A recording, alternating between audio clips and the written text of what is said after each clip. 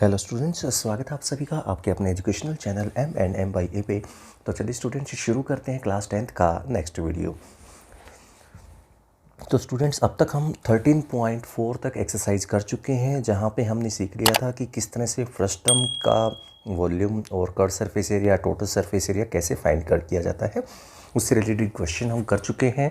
तो अब हमारा जो, अगर आपने वीडियो नहीं देखा है तो यहाँ पे ऊपर आई बटन पे क्लिक कीजिएगा, वहाँ से आपको लिंक मिल जाएगा। तो चलिए स्टूडेंट्स शुरू करते हैं हमारा नेक्स्ट टॉपिक, नेक्स्ट एक्सरसाइज जो है ऑप्शनल। इसके जो क्वेश्चंस हैं मैं इसलिए करवा रहा हूँ, वैसे तो ऑप्शनल है लेकिन एग्जामिनेशन पॉइंट ऑफ व्यू से जो कंपटीशन वगैरह की तैयारी कर रहे हैं, प्रिपरेशन कर रहे हैं, आईआईटी वगैरह के लिए बेस बनाना चाह रहे हैं, उनके लिए थोड़ा सा इंपॉर्टेंट टॉपिक है, इसलिए इसमें मैं इसको करवा रहा हूँ। तो शुरू करते हैं। फर्स्ट क्वेश्चन क्या है देखिए ज़रा। ए copper wire 3 millimeter in diameter is wound about a cylinder whose length is 12 centimeter and diameter 10 centimeter so as to cover the curved surface area of the cylinder. Find the length and the mass of the wire assuming that the density of the copper to be 8.88 ग्राम पर centimetre cube. तो ये question है आपका। Question क्या है मैं एक बार इसको एक्सप्लेन कर देता हूँ। देखिए सबसे पहले आपके पास एक सिलेंडर है, सिलेंड्रिकल शेप में है। इसके आपको क्या करना है, एक वायर लेनी है जो कॉपर वायर है, वो उसके ऊपर लपेटनी है। आपको कैसे लपेटनी है मैं आपको करके दिखा देता हूँ। देखिए जैसे सपोज ये इस तरह से, ठीक है, इसके ऊपर आपको रोटेशंस करनी है इनकी, ऐसे ऐसे करके, ठीक है, कवर करना है पूरा रोटेशन, यानी कि गोल गोल घुमा घुमा के आपके इसके ऊपर लपेटना है। समझ गए ना। तो इस तरह से आपको इसके ऊपर एक एक राउंड इसके ऊपर रोटेशन का लगाना है। तो आपको बताना है कि इसकी टोटल लेंथ कितनी होगी और मास कितना होगा, ठीक है ना। आपको फाइंड करने लेंथ और मास ऑफ दिस वायर। तो शुरू करते हैं सबसे पहले स्टूडेंट्स कि हमारा जो कॉपर वायर है, वो कॉपर वायर जो है वो आपका है 3 मिलीमीटर इन डायमीटर। यानी कि 3 मिलीमीटर डायमीटर का मतलब क्या हुआ कि जो आपका सिलेंडर है, जैसे ये मान लीजिए सिलेंडर है आपका ये, तो इसके ऊपर जब आप इसको लपेटेंगे तो एक बार में जो उसका ये जो लेंथ कवर करेगा, ठीक है, वो 3 मिलीमीटर जो डायमीटर जितना उसका वायर का है, क्योंकि एक वायर को जब एक बार लपेटा जाएगा इसके ऊपर तो आपको 3 मिलीमीटर जितना उसका डायमीटर है उतना लेंथ वो कवर कर देगा। ठीक है। सपोज़ अगर आपने दूसरा राउंड लिया तो इसका मतलब 6 मिलीमीटर तक का जो लेंथ है वो कवर हो जाएगी। ऐसे करते करते आपको ये 333 ऐड करते जाएंगे तो इतनी मिलीमीटर की जो लेंथ है वो कवर होती जाएगी। और हमारा जो लेंथ है इस सिलेंडर की वो है आपकी 12 सेंटीमीटर। ठीक है, जिसकी लेंथ है इसकी सिलेंडर की वो है 12 सेंटीमीटर। ध्यान रखिएगा ये मिलीमीटर है और ये सेंटीमीटर है, फ़र्क समझ लीजिएगा। ठीक है। तो अब हम कैसे करेंगे, हमें पता करना पड़ेगा पहले कि हमें पहले लेंथ का पता करना है। तो सबसे पहले हमें एक रोटेशन का पता करना पड़ेगा कि एक रोटेशन में हमने कितनी वायर की रिक्वायरमेंट है। अगर मान लीजिए सपोज हमने पता लग गया कि एक रोटेशन में इतनी वायर चाहिए, और फिर हम ये पता लगा लेंगे कि टोटल कितनी रोटेशंस में ये पूरा उसको कवर कर देगा इस सिलेंडर को। ठीक है, तो उतने टाइम मल्टीप्लाई कर देंगे एक रोटेशन की लेंथ में जितनी वायर यूज़ होगी, और उसमें नंबर ऑफ़ रोटेशंस हम कितने लगा रहे हैं इसके ऊपर, उसको मल्टीप्लाई कर दिया जाएगा तो आपका टोटल लेंथ ऑफ वायर आ जाएगी। यही आपका आंसर आएगा। तो शुरू करते हैं। सबसे पहले यहाँ पे देखिए जरा जो एक्सप्लेनेशन की गई है इसकी सॉल्यूशन की। तो सबसे पहले नंबर ऑफ़ राउंड कैसे निकालेंगे, वही जो अभी बताया कि टोटल जो लेंथ है उस सिलेंडर की लेंथ है वो है 12 सेंटीमीटर। ठीक है, और एक राउंड जब आप लगाते हैं इसका तो उसमें आपका कंप्लीट होता है 3 मिलीमीटर। अब 3 मिलीमीटर को सेंटीमीटर में कन्वर्ट करना पड़ेगा क्योंकि जो आपकी लेंथ है वो सेंटीमीटर में है, तो ये 0.3 सेंटीमीटर कह सकते हैं, 0.3 सेंटीमीटर।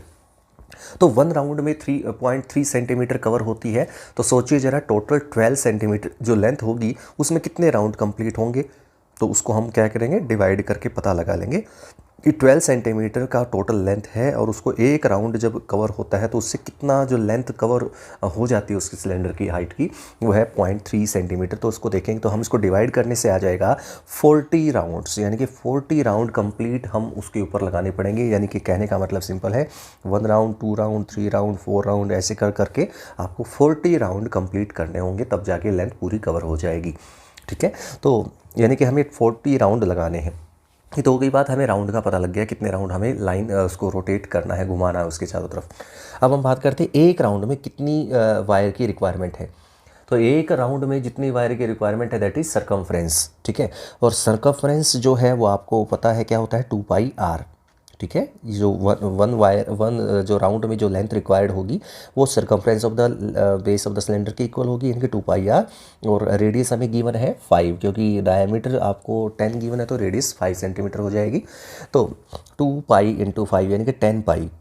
तो length of wire in 1 round में हो जाएगा 10π। तो length of wire in 40 round, क्योंकि एक राउंड में 10π तो 40 राउंड में 400π, तो यानी कि टोटल हो जाएगा 400π। और पाई का मतलब आप जानते हैं 22/7 है, तो 400 × 22/7 यानी कि रिजल्ट आएगा आपका 8800/7, ठीक है। तो ये आपका आ जाएगा टोटल लेंथ ऑफ वायर, और इसको हम सिंप्लीफाई करते हैं तो 12.57 मीटर जो है आपका रिजल्ट, क्योंकि ये सेंटीमीटर में आएगा एक बार तो, लेकिन आपने उसको मीटर में कन्वर्ट कर लेना है, तो आपका रिजल्ट आ जाएगा 12.57। ये तो हो गई आपकी यहाँ पे आपकी लेंथ ऑफ वायर, जो फर्स्ट पार्ट आपका हो गया है सोल्व। अब हम बात करते हैं मास ऑफ द वायर, हमें फाइंड करना है। अब मास के लिए हमें क्या करना पड़ेगा, पहले वॉल्यूम चाहिएगा, क्योंकि वॉल्यूम के अकॉर्डिंग ही हम मास निकाल सकते हैं कि per unit volume, per unit cubic centimetre में जो उसका मास है वो हमें फाइंड करना है। तो देखिए ज़रा, हमें डेंसिटी गिवन है, डेंसिटी मतलब 1 सेंटीमीटर क्यूब का मास इतना है, ठीक है। डेंसिटी होता है मास पर यूनिट वॉल्यूम। तो 1 सेंटीमीटर क्यूब जो वायर है उसमें डेंसिटी जो है वो है आपकी कितनी, 8.88 ग्राम, यानी कि ये इसके अंदर 1 सेंटीमीटर क्यूब में इतना मास है, ठीक है। तो अब हमें अगर वॉल्यूम पता लग जाए, वॉल्यूम कितना है, मान लीजिए 10 है, सपोज 10 सेंटीमीटर क्यूब इसका वॉल्यूम आ गया वायर का, तो हम उसको 10 से मल्टीप्लाई कर देंगे तो रिजल्ट आ जाएगा आपका जो भी है टोटल मास, ठीक है। वही सेम काम हमें यहाँ पे करना है, तो करते हैं शुरू। तो उसके लिए हमें क्या करना है, देखिए जरा, उसके लिए हमें क्या करना है, वॉल्यूम ऑफ द वायर हमें चाहिएगा। That is volume of wire क्या होगा, ये सिलेंड्रिकल पार्ट में है जो वायर होता है, कोई भी वायर आप इमेजिन कर सकते हैं, आपके घर में है, स्कूल में, कहीं पर भी हो सकता है। वायर कैसा होता है, पाइप शेप में होता है, यानी कि सिलेंड्रिकल शेप होती है, और उसका वॉल्यूम होता है πr²h। तो πr²h, और हमें पता है रेडियस है आपका 0.15, ठीक है। रेडियस आपका क्या है 0.15, क्योंकि यहाँ पर वो 0.3 जो था वो उसका 0.30 उसका डायमीटर था सेंटीमीटर, ठीक है। तो उसका हाफ हो जाएगा 0.15 सेंटीमीटर इसका रेडियस। तो इसको हम यहाँ पर रख देते हैं, तो πr²h। अब h क्या है, h हमने अभी अभी निकाला है, लेंथ ऑफ द वायर जो हमने अभी अभी फाइंड किया था, ठीक है। तो लेंथ ऑफ वायर जो है हमारा, यानी कि हाइट ऑफ द सिलेंडर भी, हाइट ऑफ द वायर भी कह सकते हैं, सिलेंड्रिकल वायर। तो πr²h में r की जगह 0.15 स्क्वायर हो जाएगा, और जो लेंथ है दैट इज़ 1257.14, और result will be 898 centimetre cube. अब हमें मास चाहिए, मास होता है क्या होता है, मास का फॉर्मूला ये होता है वॉल्यूम इनटू डेंसिटी, ठीक है। या फिर आप डायरेक्ट नहीं समझ पा रहे हैं तो कोई बात नहीं, 1 सेंटीमीटर क्यूब का जो हमें मास गिवन है वो 8.88 था, है ना। तो इतना जो इतना आया है वॉल्यूम, इसका कितना होगा, तो इतना सेंटीमीटर क्यूब का कितना होगा, तो मल्टीप्लाई हो जाएगा। तो नॉर्मली भी मल्टीप्लाई होना है, और ये फॉर्मूला याद करेंगे तो भी मल्टीप्लाई ही होना है, क्योंकि मल्टीप्लाई कर लेते हैं तो रिजल्ट आता है 88.898 × 8.88, यानी कि 789.41 ग्राम। यानी कि इसका जो मास जो होगा, उसका वायर का जो हमने लपेटनी है उस सिलेंडर के अराउंड, उसका जो मास है वो आएगा 789.41 ग्राम, ठीक है। ये था आपका फर्स्ट क्वेश्चन। अब हम चलते हैं नेक्स्ट क्वेश्चन पे, next question number 2। Question number 2 क्या है, थोड़ा सा इमेजिनेशन का है। थोड़ा सा इमेजिनेशन कैसे कह रहा हूँ कि यहाँ पे आपको क्या करना है कि आपको एक कोन, यहाँ पे एक राइट एंगल गिवन है, ठीक है। राइट एंगल आपके सामने देख सकते हैं फिगर में भी, यहाँ पे 4 साइड ले रखी है, इसको 3 साइड ले रखा है। जब हम इसको हाइपोटेन्यूज के अलोंग इसको रोटेट करते हैं, घुमाते हैं, मान लीजिए सपोज यहाँ पे इसको एक किसी भी स्टिक के साथ इसको अटैच कर लेता हूँ, इस ट्रायंगल को हाइपोटेन्यूज की साइड से उसको उसके साथ लगा लेता हूँ, और उसको गोल गोल घुमाता हूँ। गोल गोल घुमाने का मतलब इस तरह से हाथ में लेके बच्चे जैसे खेलते हैं, ठीक है, फ़ैन वगैरह घुमाते हैं, तो उसको आपको किसी भी साइड में घुमाना है। जब इसको आप घुमाओगे तो ये राउंड शेप में ऐसे ऐसे घूमेगा, यानी कि जो अब ये 3D बन जाएगा, ठीक है। 3D शेप में मतलब कोन टाइप का बन जाए, डबल कोन। डबल कोन क्यों कह रहे हैं इसको, क्योंकि एक ऊपर कोन बनेगा और एक नीचे कोन बनेगा, आप करके देख सकते हैं प्रैक्टिकली, ठीक है। तो अगर आप किसी भी जैसे फ्लैग झंडा नहीं बना लेते छोटा, जैसे आप नॉर्मली जैसे अपने जो आप झंडा लेते हैं कोई भी, तो स्टिक पे लगा होता है, तो उसको आप हाथ में लेके गोल गोल घुमाइए दोनों हाथों से, बीच में रख के उसको डंडे को, तो उसकी स्टिक को, तो आप देखेंगे कि आपके पास जो शेप आएगी वो 3D शेप बन जाएगी। और अगर आप नॉर्मली फ्लैग जो इंडिया का फ्लैग है जैसे उसको आप अगर रोटेट करते हैं, ठीक है, घुमाते हैं, तो वो शेप सिलेंड्रिकल शेप बनती है। तो वैसे ही ये जब यहाँ पे ट्रायंगल शेप है, राइट एंगल ट्रायंगल है, तो ये ट्रायंगुलर शेप जो है वो 3D में कन्वर्ट होगी तो डबल कोन बनेगी। डबल कोन का मतलब हुआ एक कोन ऊपर बनेगा और एक कोन नीचे बनेगा। देख सकते हैं 2 कोन में कन्वर्ट हो गए, एक ऊपर कोन है ये वाला फर्स्ट कोन और ये नीचे सेकेंड कोन, ठीक है। तो ये डबल कोन में कन्वर्ट हो जाएगा। तो अब हमें इसके बारे में क्या क्या कहा है, जो उसकी साइड्स है 3 और 4 है, other than hypotenuse is made up to revolve about the hypotenuse, मैं बता चुका हूँ।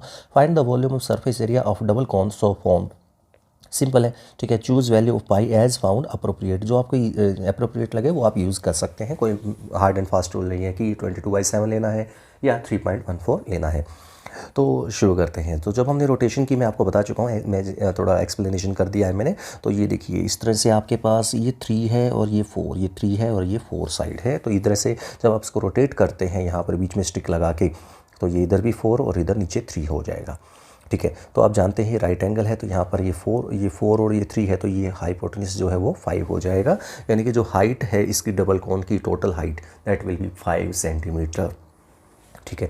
अब 5 होगा वो तो ठीक है, अच्छी बात है। अब हम क्या करेंगे, ऊपर वाला जो कोन है उसकी हाइट को सपोज मान लीजिए h1 है और नीचे वाली जो कोन है उसकी हाइट है h2, ठीक है। ऊपर है h1 और नीचे है h2, ठीक है। बस हमें पता है कि दोनों को मिला के टोटल जो हाइट है वो 5 है। तो h1 h2 हमने 2 पार्ट में ब्रेक कर लिया। तो अब हम क्या करेंगे, अब हम सिंपली ये करेंगे कि हम इन दोनों का सबसे पहले हमने AC फाइंड किया, नीचे देख सकते हैं यहाँ पर ये किया हुआ है। AC का मतलब क्या हुआ, जो आपका हाइपोटेन्यूज है इस ट्रायंगल का। तो 3 और 4 सेंटीमीटर उसकी बेस और परपेंडिकुलर थे, तो हाइपोटेन्यूज हो जाएगा 5 सेंटीमीटर, जो कि नॉर्मली पाइथागोरस से होता है, ठीक है। और वो रिजल्ट आया आपका 5 सेंटीमीटर, जो मैं आपको ऑलरेडी बता चुका हूँ, ठीक है। आगे चलते हैं, देखिए क्या कहते हैं। अब एरिया ऑफ द ट्रायंगल क्या होता है, half into base into height, half into base into height. तो बेस आप कौन सा लेते हैं उसके अकॉर्डिंग हाइट भी ले सकते हैं।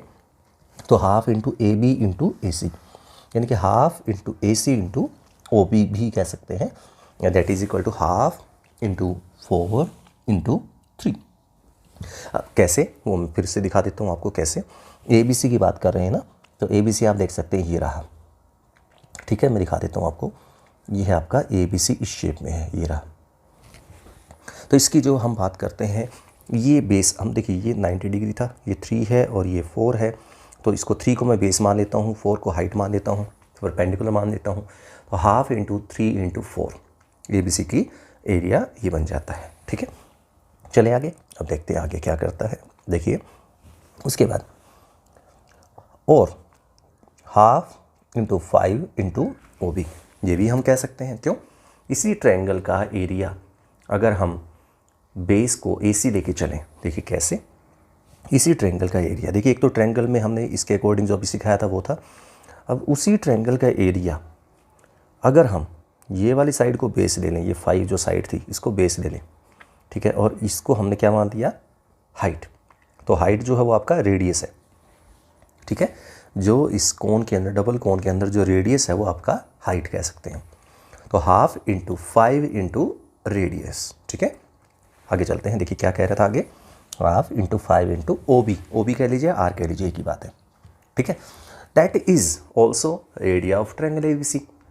तो एक बार तो आपने BC जो है उसको हमने बेस लेके एरिया निकाल लिया, वो 6 आया, और एक बार हमने AC को बेस लेके उसी ट्रायंगल का एरिया निकाला, तो आया हाफ इंटू 5 इंटू रेडियस या OB कह सकते हैं यहाँ पर।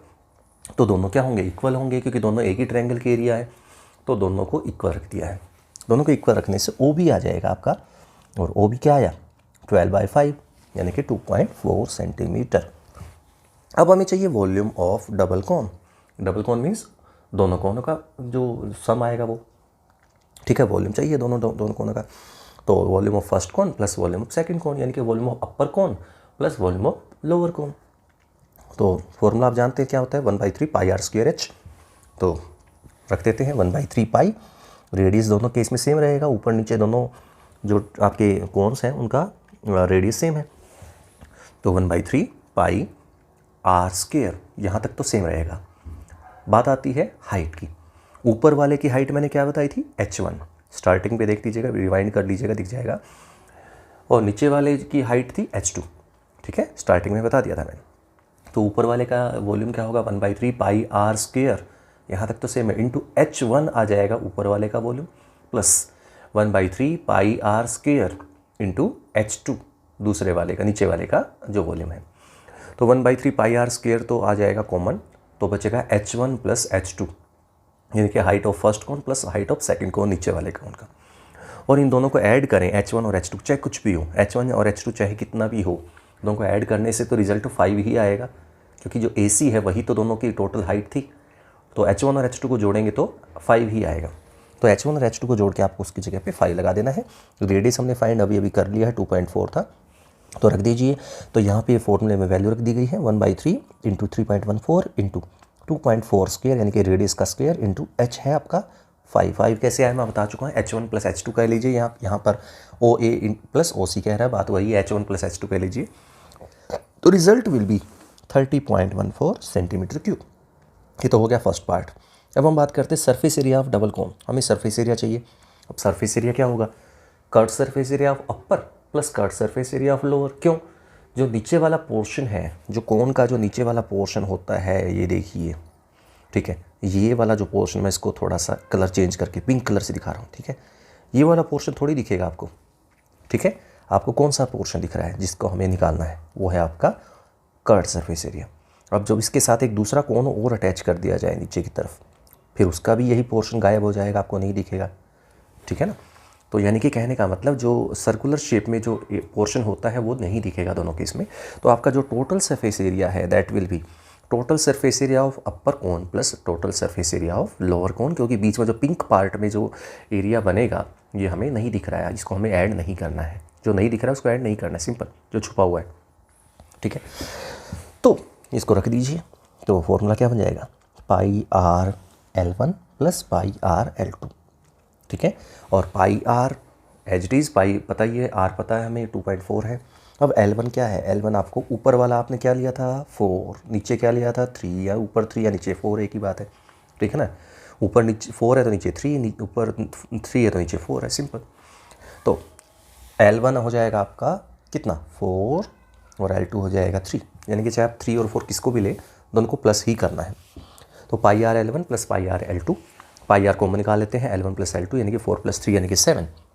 तो 3.14 इंटू रेडियस इज 2.4, ऊपर हमने फाइंड किया, इसी पेज पे ऊपर देख सकते हैं, into 7। Result will be 52.75 centimetre square, ठीक है। तो इसी के साथ आपका सेकंड क्वेश्चन कंप्लीट होता है। अब हम चलते हैं थर्ड क्वेश्चन पे। थर्ड क्वेश्चन थोड़ा सा समझने में है, थोड़ा दिक्कत करेगा, अच्छे समझिएगा, एक बार ना ही दूसरी बार ट्राई कीजिएगा, तब जाके समझ में आएगा, ठीक है। शुरू करते हैं। System internally measuring 150 centimetre, 120 centimetre, 110 centimetre has this much centimetre cube of water in it. एक सिस्टम है, यानी कि एक कोई भी डिब्बा होता है नॉर्मली। डिब्बा कैसे, जैसे आपके पास घर पे जो हम घी के लिए नॉर्मली गाँव में यूज़ किया जाता है, इस टाइप से देख सकते हैं, ठीक है। इस टाइप से क्यूबॉइड शेप में एक सिस्टम आपको गिवन है। उसके अंदर पहले से ही कुछ पानी भरा हुआ है, इस किसी लेवल तक ये पानी इसमें भरा हुआ है, ठीक है। यहाँ तक सपोज इसमें पानी है, ये पानी भरा हुआ है यहाँ तक, ठीक है। कितना पानी है वो यहाँ पे मेंशन है 129600, ठीक है। उसमें क्या करना है, पोरस ब्रिक्स, पोरस ब्रिक्स होती है जो खोखली ईंटें होती हैं, सूखी ईंटें, सूखी ईंटें समझते हो, जिसमें पानी, देखिए नॉर्मली जो ईंट होती है उसको जब आप पानी में डालेंगे ना तो पानी को सोख लेती है, पानी को अंदर अपने खींच लेती है, पोरस होती है इसलिए, ठीक है ना। तो वही कह रहा है, पोरस यानी कि सूखी ईंटें हैं, उनको उसके अंदर पानी, उसमें सिस्टम में डाल देना है। तो जो ईंट जो है वो हमें इस सिस्टम के अंदर डाल देनी है। तो ईंट की शेप आप जानते हैं क्यूबॉइड शेप होते हैं, ठीक है। तो इसमें आपको क्या करना है, तो ये ईंटें जो है इसके अंदर डाल देनी है, और वो सूखी ईंटें हैं, और सूखी ईंटें हैं, सारी ईंटों की शेप आप पता है क्यूबॉइड होती है, तो वो इसमें डाल देनी है। तो वो कुछ पानी अपने अंदर ऑब्जॉर्व कर लेंगी। कितना पानी ऑब्जॉर्व कर लेंगी इसके बारे में उसने कह दिया। ईच ब्रिक जो है, ठीक है, porous bricks are placed in the water until the system is full up to the brim, यानी कि उसको उसके अंदर ईंटें तब तक डालते जाना है जब तक कि वो पूरा किनारे तक पानी ना भर जाए, क्योंकि देखिए इसमें जो पानी था किसी लेवल तक था, कितना था हमें भी नहीं पता, लेकिन अमाउंट पता है 129600 थी। ठीक है, उसमें अगर आपने ईंटें डालते जाना जब तक कि किनारे तक पानी ना आ जाए, और उसमें क्या होगा उसके बाद, ईच ब्रिक जो है, जो हर एक ईंट जो है अब्जॉर्ब करती है 1/17 of its own volume of water, यानी कि जो उसका टोटल वॉल्यूम है ब्रिक का, लेंथ ब्रेड्थ और हाइट हमें पता है, इसकी अगली लाइन में मेंशन है। ठीक है, तो वो अपने वॉल्यूम का 1/17 पार्ट पानी अपने अंदर अब्जॉर्ब कर लेती है, यानी कि जो उसके अंदर पानी अवेलेबल पहले से है वो पानी का क्या करेगी, उनमें से जो उस एक ब्रिक का वॉल्यूम है उसका 1/17 यानी कि 17th पार्ट उसका डिवाइड बाय 17 कर दीजिए वॉल्यूम का, उतना पानी अपने अंदर खींच लेती है, अब्जॉर्ब कर लेती है। ठीक है, और उसकी मेजरिंग है 22.5 centimetre into 7.5 centimetre into 6.5 centimetre length breadth and height. ठीक है, ये ईंटों की। तो आपको बताना है कितनी ईंटें इसके अंदर इसमें डालनी पड़ेंगी कि आपका जो पानी है वो किनारे तक आ जाए।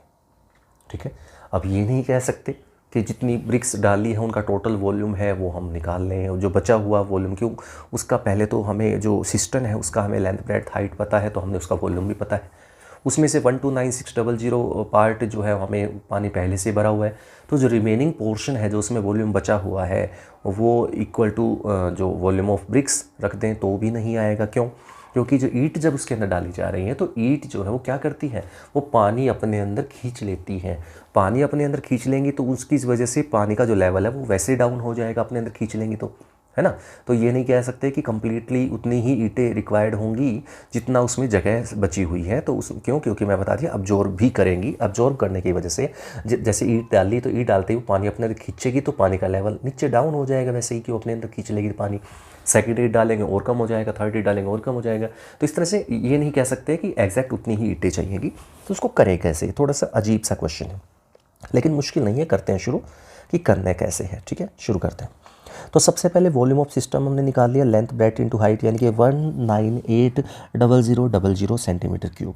ठीक है, 1980000 सेंटीमीटर क्यूब, ये टोटल वॉल्यूम आ गया है किसका, सिस्टम का, पिप्पे का। ठीक है, कनस्तर जो होता है घर पे। अब उसमें हमारे पास 129600 पहले से था उसके अंदर, तो उसमें से रिमेनिंग क्या बचा देखिए, volume to be filled in system, यानी कितना वॉल्यूम बचा हुआ है, यानी कि 1980000 में से 129600 हटा दीजिए, माइनस कर दीजिए, तो यानी कि 1850400 सेंटीमीटर क्यूब, इतना वॉल्यूम वहाँ पर खाली है, स्पेस है, इतना वॉल्यूम खाली है। Let n is the number of bricks, porous bricks were placed in the system. मान लीजिए आपने n ईंट उसके अंदर डाली है, उस सिस्टम के अंदर डाली है, तो उससे क्या होगा, तो वॉल्यूम ऑफ n ब्रिक्स क्या होगा, n ब्रिक्स का वॉल्यूम कितना होगा, एक ब्रिक का वॉल्यूम निकाल के लेंथ ब्रेड्थ इनटू हाइट, क्योंकि क्यूबॉइड शेप में लेंथ ब्रेड्थ और हाइट हमें दी है पहले से ही लास्ट लाइन में, तो मल्टीप्लाई कर देंगे 22.5 इंटू 7.5 इंटू 6.5 इंटू n, क्योंकि नंबर ऑफ ब्रिक्स n थी तो n को मल्टीप्लाई कर देंगे, तो ये आ जाएगा आपका 1096875 n। ठीक है, नाउ ये होगा total volume of n bricks. अब total volume of n bricks तो है, ठीक है, मान लिया। अब जो पानी अपने अंदर वो खींच रही है, हर टोटल जो पानी अपने खींचा जाए, क्योंकि एक ईंट जो है 1/17 पार्ट खींच लेती है, तो n ईंटें जो होंगी जो वो n टाइम हो जाएगा उसका, तो कितना हो जाएगा n इंटू 1096875 डिवाइड बाई 17, यानी कि 17th पार्ट जो है उसका वो पानी अपने अंदर खींच रही है, तो इतना पानी उसने टोटल उन ईंटों ने खींच लिया अपने अंदर। इट मीन्स जो रिमेनिंग वॉल्यूम था जो हमने यहाँ से फाइंड किया था वो इक्वल टू कितना होगा, इक्वल टू होगा कितना, देखिए ध्यान से सुनिएगा, रिमेनिंग वॉल्यूम तो ये था, अब उसमें से ये पानी तो उन्होंने अपने अंदर खींच लिया जो जब ये ऊपर निकाला है हमने, that is equal to total volume of bricks. ध्यान से सुनिएगा, जो टोटल वॉल्यूम ऑफ ब्रिक्स है that will be the remaining volume plus जो पानी उन्होंने अपने अंदर सोख लिया वो भी तो उन्हीं में ऐड हो गया, उन्हीं ब्रिक्स के अंदर ही ऐड हो गया, ठीक है ना, ध्यान से सुनिएगा। तो इस तरह से हम ये जो वैल्यू है n की फाइंड करेंगे। तो इसकी कैलकुलेशन पार्ट में क्या करेंगे, आगे n को एक साइड ले आइए और n को कॉमन निकाल लीजिएगा। तो 16/17 पार्ट बचेगा 1096.875 का इज इक्वल टू 1850400। तो इसको सिंप्लीफाई करते हैं तो n आएगा 1792.41, यानी कि अप्रॉक्सीमेट की बात की जाए तो 1792 ब्रिक्स जो है उसके अंदर डालनी जाएगी। ठीक है, मैं फिर से रिपीट कर देता हूँ क्या करना है। जितना इसमें स्पेस अवेलेबल था वो तो था ही, ठीक है, 18 जितना भी था 50400, ठीक है, उसमें हमने क्या ऐड किया है, उसमें हमने ऐड किया है जितना अब्जॉर्ब किया, जो अब्जॉर्ब किया वो भी तो उसी के अंदर इंक्लूड हो गया ना, जो अवेलेबल था उसके अंदर ही, ठीक है, is equal to total volume of n bricks. तो वहाँ से हमने n फाइंड कर लिया और n फाइंड कर लिया तो आया 1792 ब्रिक्स। ठीक है, ये था इंपॉर्टेंट क्वेश्चन भी था, इसको नोट जरूर कर लीजिएगा। नेक्स्ट क्वेश्चन पे चलते हैं। In 1 fortnight of a given month there were a rainfall of 10 centimetre in a river valley if the area of the valley is 7280 square kilometre show that the total rainfall was approximately equivalent to the addition of the normal water of 3 rivers each 1072 kilometer long, 72 metre wide and 3 metre deep. इसको अपनी language समझाने की कोशिश करता हूँ। क्या हुआ, किसी टाइम पे किसी मंथ में एक जगह बारिश हुई है और जो टोटल रेनफॉल हुआ है वो हुआ है 10 सेंटीमीटर का।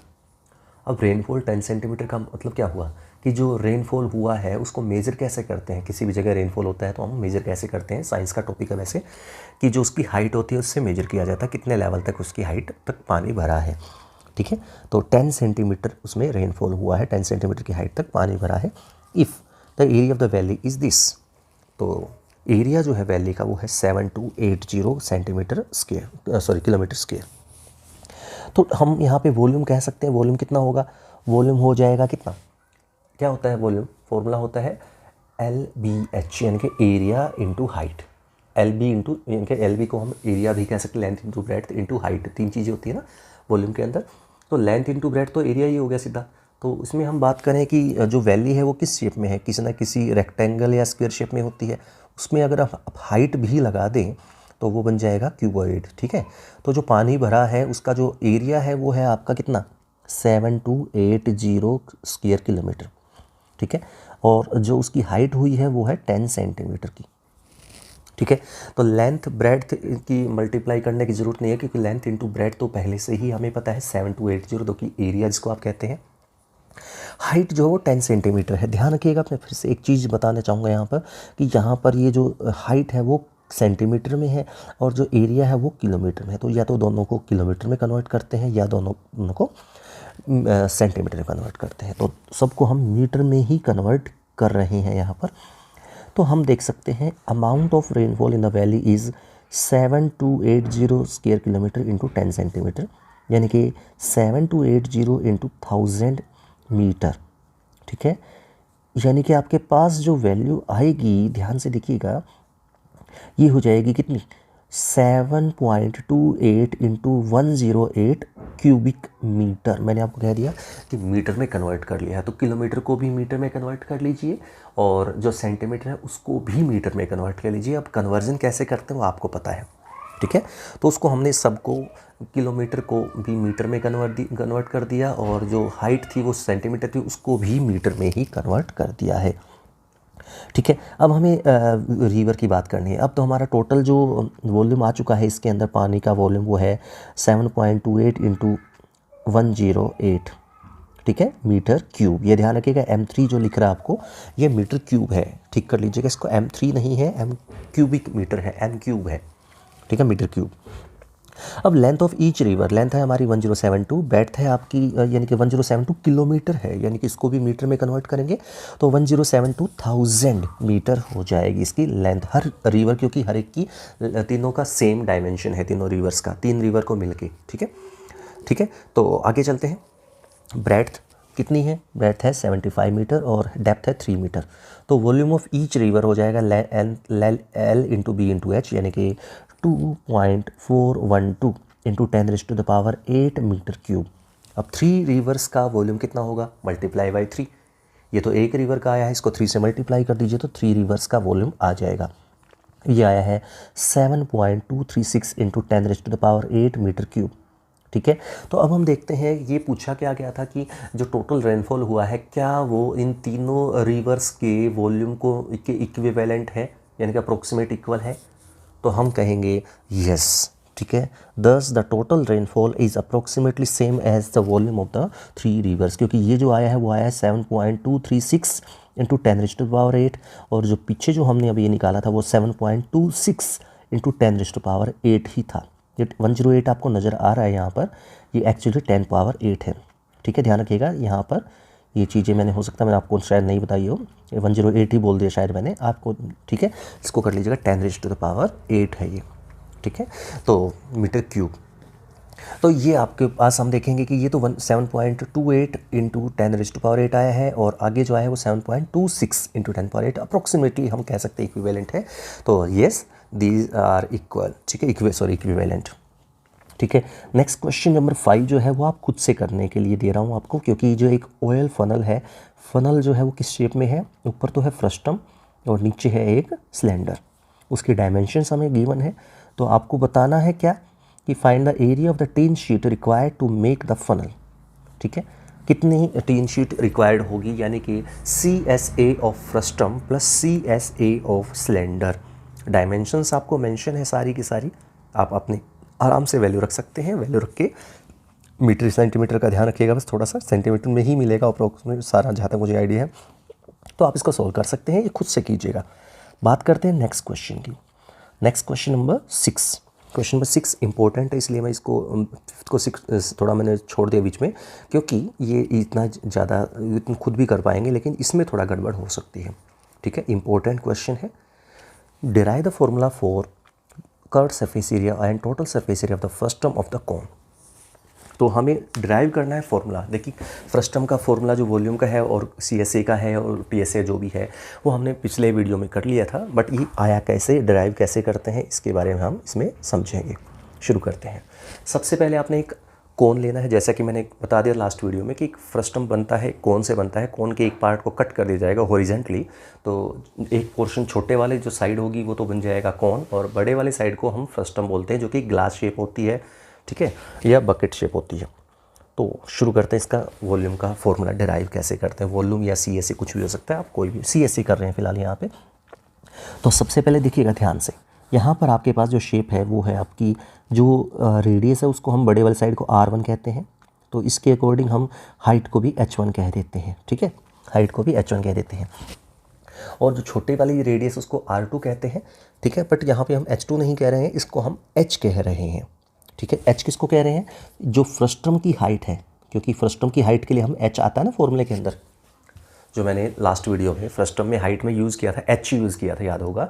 तो फ्रस्टम की हाइट को H लेना है, और टोटल हाइट H1 है, तो इट मीन्स छोटे वाला जो कोन ऊपर की साइड बना हुआ है उसकी हाइट क्या हो जाएगी, H1 माइनस H।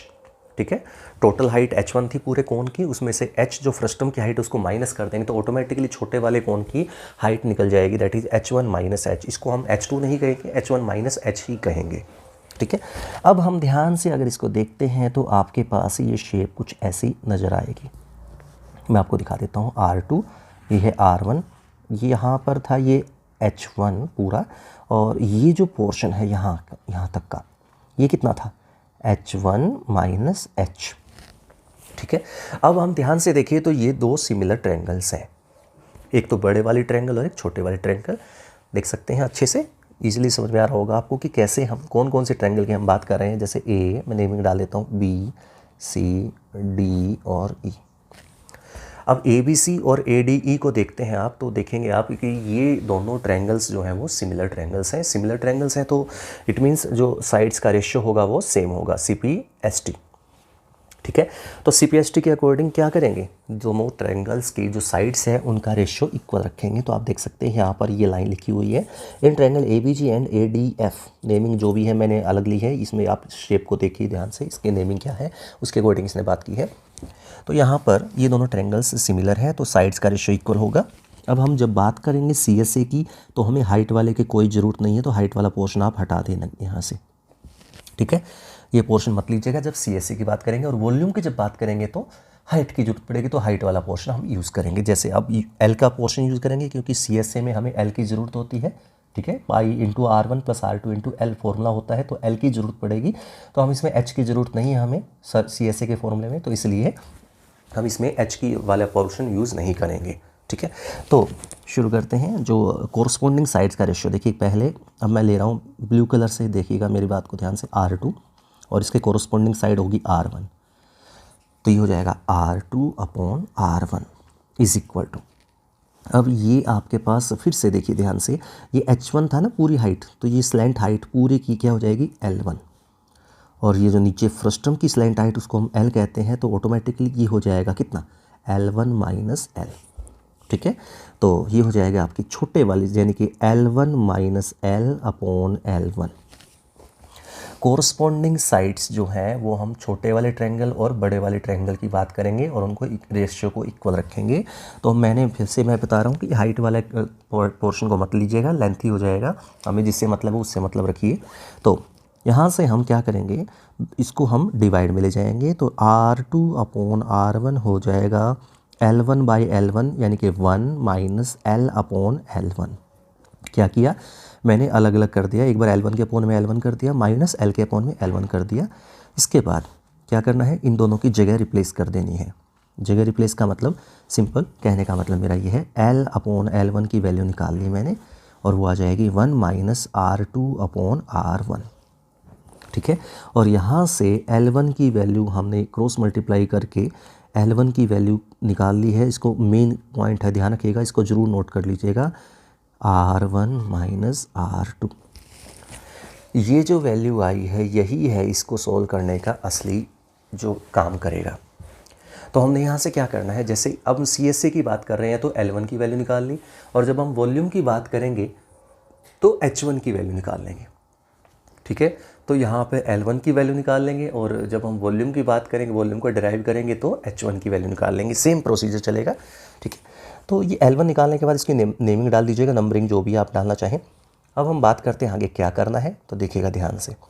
अब CSA of frustum is equal to CSA of cone minus CSA of smaller cone, ठीक है। फ्रस्टम का जो अगर हम बात करें CSA की, तो उसमें कैसे निकलेगा फ्रस्टम का, नॉर्मली अगर देखें तो स्टार्टिंग डेरिवेशन स्टार्टिंग से चले तो फ्रस्टम का जो CSA है वो कितना होगा, टोटल कोन पूरे बड़े वाले कोन का CSA minus curve surface area minus छोटे वाले कोन का CSA कर्व सरफेस एरिया, ठीक है। तो बड़े वाले में से छोटे वाले का जो माइनस कर देंगे CSA, तो आपका रिजल्ट जो आएगा फ्रस्टम का CSA आ जाता है, ठीक है। तो बस हमने क्या करना है, हमें सिर्फ इसमें वैल्यू रख देनी है CSA की वैल्यूज़। तो curve surface area of bigger जो कौन था वो क्या होगा, पाई R1 L1, ठीक है, पाई R1 L1 minus pi R2 L1 minus L, क्योंकि अब मैं बता चुका हूँ जो स्लैंट हाइट है वो आपको L1 माइनस L लेनी है, L2 नहीं लेना, मैं पहले बता चुका हूँ, H के केस में बता दिया था मैंने। तो इसमें हम क्या करेंगे, सिंप्लीफाई करना है। क्या कॉमन आ रहा है इसमें से, देखिए ध्यान से। तो इसमें यहाँ पर हम क्या करेंगे, यहाँ पर आप एक चीज़ नोट करेंगे, ध्यान से देखिएगा, फर्स्ट लाइन में ही देख लीजिए आप, फर्स्ट लाइन में ही देख लीजिए, ये देखिए यहाँ पर हमने L1 की वैल्यू रख दी है। L1 की वैल्यू कौन सी, मैंने कहा था ना मेन चीज़ यही काम करेगा, तो वही L1 की वैल्यू क्या थी, LR1 upon R1 minus R2। तो L1 की वैल्यू ये रख दी। L1 की वैल्यू जब ये रखते हैं तो आप देखेंगे जो डिनोमिनेटर है दोनों का सेम आ जाएगा, R1 माइनस R2, और ऊपर पाई L कॉमन आ जाएगा, और बचेगा R1 square minus R2 square, और A square minus B square क्या होता है, A plus B A minus B। तो R1 plus R2 into R1 minus R2, R1 minus R2 से R1 माइनस R2 कैंसिल हो जाएगा, और CSA ऑफ फ्रस्टम आ जाएगा pi into R1 plus R2 into L, ठीक है। अब हम बात करें, अगर ये तो हो गया derivation of CSA of frustum. अब बात करते हैं TSA टोटल सरफेस एरिया, तो वो तो नॉर्मल है, वो तो और भी ईजी है। कैसे, CSA के अंदर अपर और लोअर एरिया और ऐड कर दीजिए। अपर में भी एक सर्कुलर एरिया है, नीचे भी सर्कुलर एरिया है, दोनों को ऐड कर देंगे, ठीक है। पाई R1 square plus pi R2 square, दोनों को ऐड कर दीजिए, TSA आ जाएगा। अब बात करते हैं 7th क्वेश्चन की। 7th क्वेश्चन जो है वो है derive the formula for volume of the frustum of the cone, ठीक है, वॉल्यूम ऑफ फ्रस्टम। तो जैसा कि मैंने इस क्वेश्चन में बताया है, अब हम जैसे कि नॉर्मली फिर वही सेम स्टेप है, देखिए कैसे, ये आगे मैं दिखा देता हूँ कैसे। ये सेम वही स्टेप है, मैंने आपको बताया था। अब हम वॉल्यूम की बात करेंगे तो हमें पता है वॉल्यूम का फॉर्मूला पहले पता होना चाहिए। वॉल्यूम क्या होता है 1/3 pi H into R1² plus R2² plus R1R2, यानी कि हमें यहाँ पे L की कोई ज़रूरत नहीं है स्लैंट हाइट की। तो अब हम जो रेशियो लेके चलेंगे, कोरोस्पोंडिंग साइड्स का रेशियो, सिमिलर ट्रायंगल वाला केस कंसेप्ट की बात कर रहा हूँ, तो उसमें हमने H की ज़रूरत पड़ेगी, L की ज़रूरत नहीं पड़ेगी। तो L का पोर्शन यहाँ पे हम नहीं यूज़ करेंगे, ठीक है। तो ये वाला पोर्शन जो L वाला पोर्शन है यहाँ पर, ये वाला हम नहीं लेंगे, ठीक है। लेंथी हो जाएगा क्वेश्चन है तो आपका, ठीक है। ये एक्स्ट्रा में दे रखा है, आप इसको मत लीजिएगा। वैसे ये दिखा रखा है तीनों साइड का रेशियो इक्वल होगा, कोरोस्पोंडिंग साइड्स का रेशियो इक्वल होगा, तो आप इनको मत देखिएगा, ठीक है। आप सिर्फ R1 R2 और H1 H2 की बात, सॉरी H1 और H की बात कीजिएगा। तो जैसा कि पिछले क्वेश्चन में हमने किया था, यहाँ पर भी हम, जैसे पिछले क्वेश्चन में हमने किसकी वैल्यू निकाली थी, L1 की, अब हम निकालेंगे H1 की, ठीक है। ये देखिए, ये रही, क्रॉस मल्टीप्लाई करके H1 की वैल्यू निकाल ली, थोड़ा सिंप्लीफाई करके। फिर हमें क्या करना है, वॉल्यूम ऑफ फर्स्ट टर्म पूछा है। वॉल्यूम ऑफ फर्स्ट टर्म कैसे निकलेगा, वॉल्यूम ऑफ बड़े वाला कौन माइनस वॉल्यूम ऑफ छोटे वाला कौन। तो वॉल्यूम ऑफ बड़े वाला कौन क्या होगा, 1/3 पाई R1² H1 माइनस 1/3 पाई R2², और H क्या होगा, H1 माइनस H। पिछले क्वेश्चन में मैंने बता दिया था कैसे आया, ठीक है। फिर वहाँ पर हमें H1 की वैल्यू, फिर से जैसे कि पिछले पार्ट में हमने किया था, H1 की वैल्यू निकाली थी, ये वैल्यू, और H1 की वैल्यू निकाल के वो रख दी जाएगी। तो आप देखेंगे कुछ कॉमन आएगा। कॉमन आने के बाद आप देखेंगे कि कैलकुलेशन पार्ट है, सिंपल ये है कि यहाँ पर एक चीज़ आएगी A³ minus B³, R1³ minus R2³, नीचे है R1 minus R2, calculation part है ये, पाई H/3। अब A³ माइनस B³ आप जानते हैं क्या होता है, A minus b into A² plus AB plus B², तो वो आप रख दीजिए। तो pi H/3 R1 minus R2 into R1² plus R2² plus R1R2 upon R1 minus R2। R1 minus R2 से R1 minus R2 cancel out हो जाएगा है दोनों। तो रिज़ल्ट जो आएगा ये आ जाएगा आपके सामने, और यही है आपका जो आपका वॉल्यूम ऑफ फ्रस्टम होता है। तो स्टूडेंट्स, इसी के साथ ये एक्सरसाइज यहीं पे एंड होती है, और ये चैप्टर भी यहीं पर एंड होता है। तो ये हमारा पूरा चैप्टर कंप्लीट हो चुका है, चैप्टर नंबर 13। तो इसी के साथ ये अपना चैप्टर कंप्लीट होने के साथ ही मैं आपसे ये वीडियो यहीं पे एंड करता हूँ। उम्मीद करता हूँ आपको समझ में आ गया होगा। तो अगर आपने इस चैनल को सब्सक्राइब नहीं किया है, सब्सक्राइब कर दीजिएगा, लाइक कीजिएगा, शेयर कीजिएगा। मिलते हैं नेक्स्ट वीडियो में, तब तक के लिए thank you for watching this class.